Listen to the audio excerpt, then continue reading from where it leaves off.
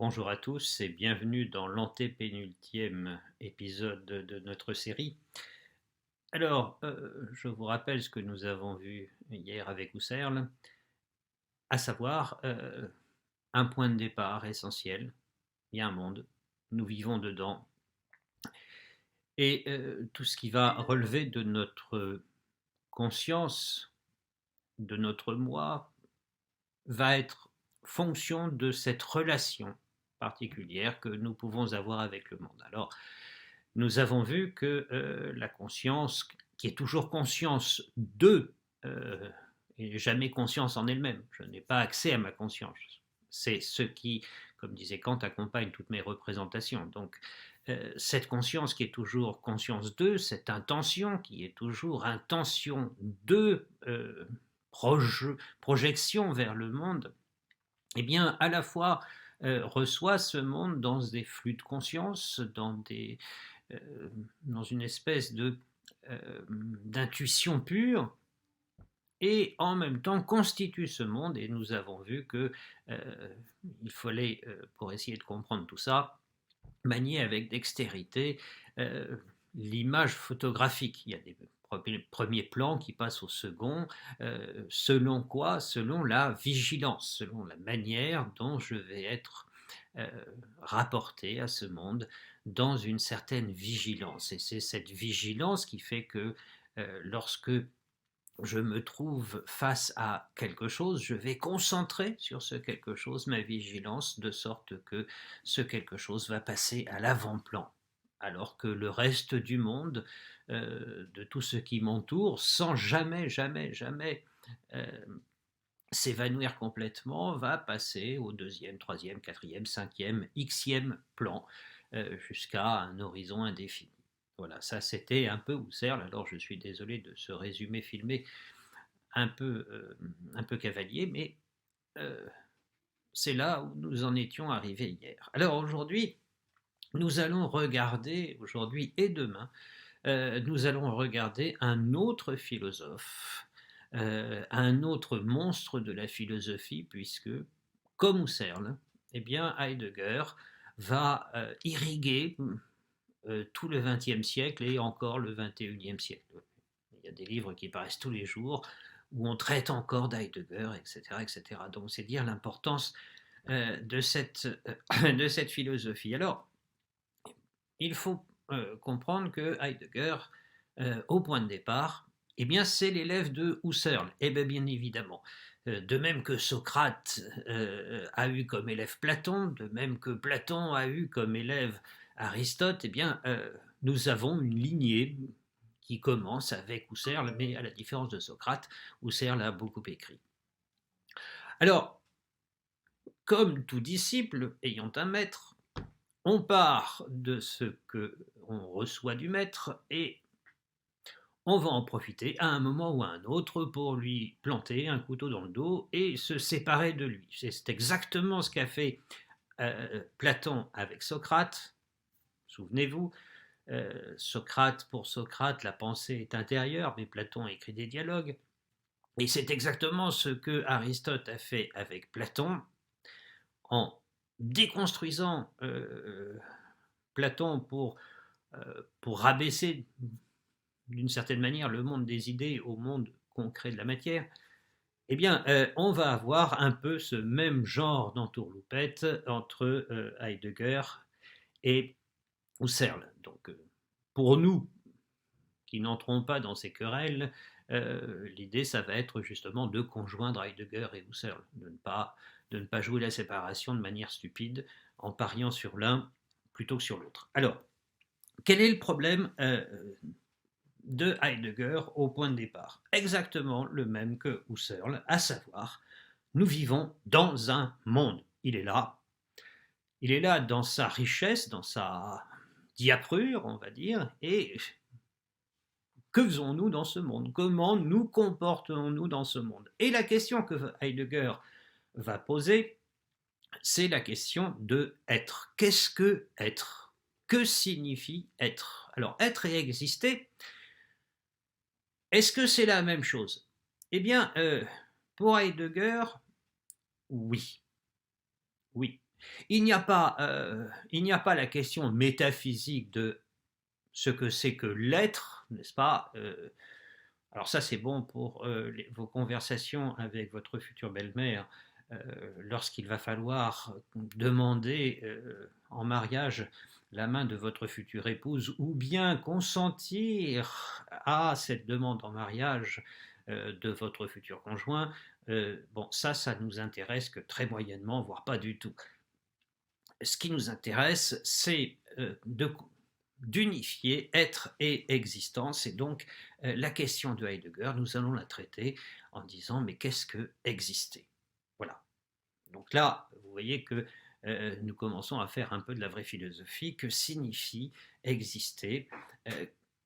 De quelle nature est notre condition humaine, pour autant que notre condition humaine, c'est d'exister dans un monde. Et donc, qu'est-ce que, je reprends la question d'Heidegger, qu'est-ce que exister? Alors, là-dessus, Heidegger va nous sortir un petit lapin de son chapeau comme un bon prestidigitateur, et au lieu de parler de l'homme, du jeu, de soi, de la conscience, etc., etc., etc., Heidegger va nous sortir un terme qui, en allemand, c'est le Dasein, en un seul mot, D-A-S-E-I-N, pour ceux qui n'ont pas fait d'allemand, et qu'on peut traduire par être là, mais on ne le traduit pas. En français, on ne va pas traduire. Le Dasein, l'être là, bah c'est vous, c'est moi, mais c'est vous, c'est moi dans l'exacte mesure où nous nous posons la question de ce que c'est que exister. Oui, vous et moi, n'est-ce pas, nous passons une grande part de notre existence sans nous poser cette question. Nous existons, point à la ligne. Nous vivons de manière naturelle, le terme est d'Heidegger, dans un monde naturel. Et puis de temps en temps, n'est-ce pas, vous pouvez, c'est pas du tout interdit, vous pouvez vous poser la question de qu'est-ce que exister? Vous regardez dans une classe et vous vous dites, eh bien, qu'est-ce que exister? Et là apparaît chez Heidegger le Dasein, c'est-à-dire qu'il va définir le Dasein. Alors méfiez-vous, la formule est assez violente. Le Dasein est celui pour qui il y va dans son être de la question de être. Je répète, le Dasein est celui pour qui il y va dans son être de la question de être. Alors, bon, maintenant que vous avez pu noter cette formule extraordinaire, on va essayer de la traduire. Eh bien, lorsque nous nous posons la question de ce que signifie exister, vous comprenez que notre existence va avoir une coloration particulière. Tout à coup, nous n'allons plus vivre dans la frivolité habituelle, dans la futilité, nous allons vivre dans quelque chose qui est un peu plus profond, un peu plus intérieur, en nous posant la question de ce que c'est que exister. Eh bien, nous existons de fait, en nous posant cette question, sous un autre mode que le mode habituel, que le mode futile de l'existence quotidienne. Alors, comment allons-nous analyser ce mode particulier, cette manière d'être particulière de ce Dasein, qui est nous-mêmes bien sûr, mais nous-mêmes sous un mode curieux, particulier, c'est-à-dire sous le mode de la question qui nous taraude, qui devrait nous tarauder, de ce que c'est que exister. Voilà. Alors, là-dessus, Heidegger va commencer sa longue analytique, puisque le livre qui n'est pas terminé, ça n'est jamais que la première partie de ce qui aurait dû être écrit. Mais comme la première partie fait à elle toute seule 600 pages, Heidegger s'est arrêté là parce qu'il a dû trouver que ça suffisait comme ça. Donc, première partie, eh bien, lorsque nous nous posons la question de ce que c'est que d'exister, nous ne nous la posons pas jamais à la manière de Descartes, c'est-à-dire comme si nous n'existions pas déjà. Et ben voilà, c'est ça l'astuce. L'astuce, c'est qu'on ne va pas aller vers l'existence en disant je prends comme point de départ que je n'existe pas, je me pose la question de ce que c'est que exister, et peut-être qu'au bout du compte, j'arriverai à exister. Ben non, nous existons toujours déjà, c'est déjà fait, c'est un fait. Donc nous n'allons pas vers l'existence. L'existence est ce qui est déjà donné. Nous n'allons pas vers une espèce de conscience que nous pourrions trouver au bout du chemin. Pourquoi? Parce que la conscience, elle est déjà là. Nous n'allons pas vers un jeu, vers un moi, tout ce que vous voulez, qu'il va falloir essayer de trouver comme si nous n'étions pas déjà toujours ce moi, ce jeu, etc. Donc, vous voyez, il faut bien être conscient de ça. Nous analysons ce qui est, à savoir nous-mêmes. Nous-mêmes, dès lors que nous nous posons la question de ce que c'est que exister, mais nous n'allons pas trouver quelque chose. Nous n'allons pas vers ce que nous ne serions pas. Nous le sommes déjà. Donc ça, j'insiste, c'est capital. Nous sommes toujours déjà cet être. Alors, être au sens vague, flou, nous sommes toujours déjà cet être qui parfois, dans un éclair de lumière ou de génie, j'espère que ça vous arrive tous les matins en vous regardant dans la glace et en vous brossant les dents, qui dans un éclair de génie se pose la question de ce que c'est que exister. Voilà, nous le sommes déjà cet être. Ce Dasein, cet être-là, cet être qui est posé là, et bien cela, c'est là où nous sommes, pour jouer un peu sur les mots. Alors, si nous le sommes déjà, ça veut dire que nous ne pouvons pas penser et réfléchir comme si il n'y avait rien. Donc nous sommes... Alors, là maintenant, il va falloir rentrer dans cette espèce de vocabulaire heideggerien qui peut-être en allemand est amusant, mais qui en français est insupportable. Nous sommes des êtres au monde. Voilà. On revient à la relation, n'est-ce pas? Cet être que nous sommes, cette existence que nous sommes, y compris lorsqu'elle se pose la question de savoir ce que c'est que exister, eh bien existe toujours déjà dans un rapport avec le monde. Le monde est là, que nous voulions ou non. Nous y vivons, nous y existons, que ça nous plaise ou pas. Et il est là, c'est-à-dire tel qu'il est. Donc cet être au monde, eh bien, qui est toujours déjà là, qui est la structure permanente, on va dire, du Dasein, c'est-à-dire qui est la structure de nous-mêmes lorsque nous nous posons la question de ce que c'est que exister, blablabla. Cet être au monde, Heidegger va dire, eh ben, pour l'analyser, on va enlever monde. Oui, il est là, le monde, très bien, mais on se souvient d'Husserl. Husserl, c'est le coup de l'entonnoir. Lorsque je suis vigilant, eh bien, petit à petit, mon intentionnalité se concentre sur l'objet de ma vigilance. Eh bien, l'objet de ma vigilance, pour Heidegger, ce sera cette existence que je suis et qui se pose la question de ce que c'est que exister. Et donc, je vais être vigilant. On va utiliser Husserl pour commenter Heidegger. Je vais être vigilant sur la manière dont je suis au monde, vers le monde, tourné vers le monde. Et donc, j'enlève le monde qui passe à l'arrière-plan, on va dire, pour utiliser l'image photographique. Je pose le monde à l'arrière-plan, il est là, il est toujours là, il n'y a pas de problème, mais je vais être vigilant sur ce que c'est que être vert, que être haut. Donc ça, c'est la première chose chez Heidegger. Je concentre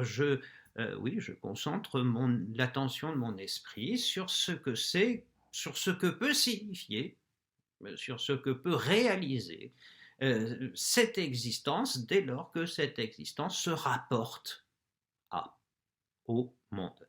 Et c'est ce rapport qui va être l'objet fondamentale alors il faut un peu parler technique, l'analytique du design. Alors, que trouvais-je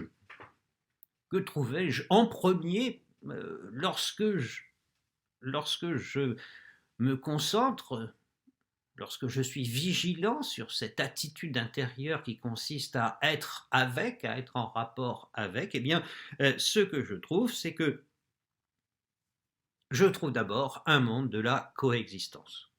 Le Mitsein, pour les germanistes, la coexistence, pour nous autres pauvres Français qui n'avons pas accès à cette langue philosophique extraordinaire qui est presque la langue de être. Le Mitsein, c'est quoi? Eh bien, c'est exister avec. Je suis seul dans mon bureau avec. Mais je ne suis pas seul, vous voyez, j'ai quand même quelques copains derrière moi là. Alors, il y en a un peu par là, il y en a un peu par là encore, puis il y en a aussi dans ma cave. Enfin bon, je suis seul, oui, certes, mais je suis seul avec tout un tas de copains. Et tous ces copains, bah, ils sont déjà là. Et donc, ce que Heidegger veut dire dans le Mitsein, dans l'être avec, c'est que lorsque je me rapporte, me posant la question de ce que c'est que exister, et me posant la question de ce que c'est que exister, en essayant de comprendre que exister c'est un rapport, eh bien oui, ce rapport il est déjà donné, nous sommes déjà, avant même que nous y réfléchissions, nous sommes déjà avec d'autres. Nous sommes déjà pris dans une espèce de monde où d'autres cohabitent avec nous. N'est-ce pas? Alors, nous allons nous en arrêter là pour aujourd'hui, parce que il faut que nous gardions très précieusement cette idée. Pourquoi? Parce que je me suis battu depuis le début de l'année avec vous pour vous dire attention, vous n'êtes jamais sur une île déserte, jamais, jamais, jamais. Eh bien, le coup d'île déserte, il est là.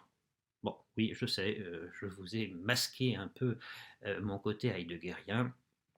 Nous existons avec. Ça, c'est fondamental. Et chaque fois que nous allons l'oublier, chaque fois, eh bien, chaque fois, nous serons incapables de réfléchir à la vraie vie. La vraie vie, c'est être avec. Ce n'est pas d'abord moi, ma vie, mon œuvre, mon nombril, mes sentiments, mes émotions, mes réflexions.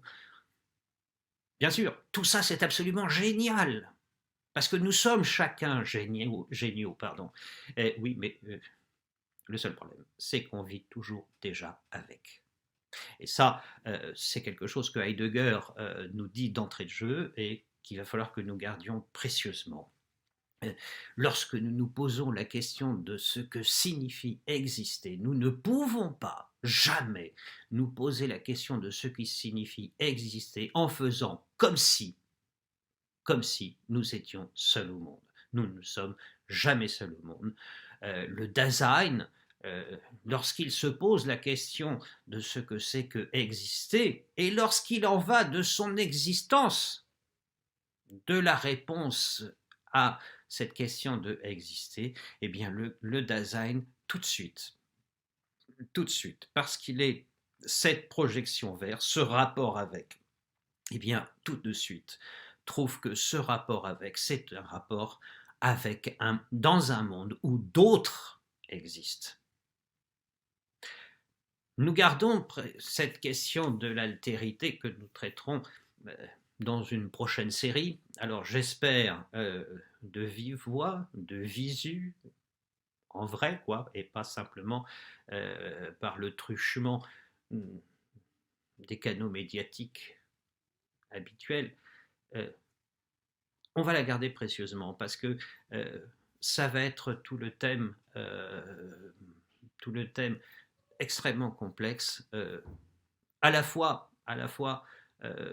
de la morale, de la liberté, mais aussi de tout ce qui va se développer à partir de cette notion de la conscience. Voilà.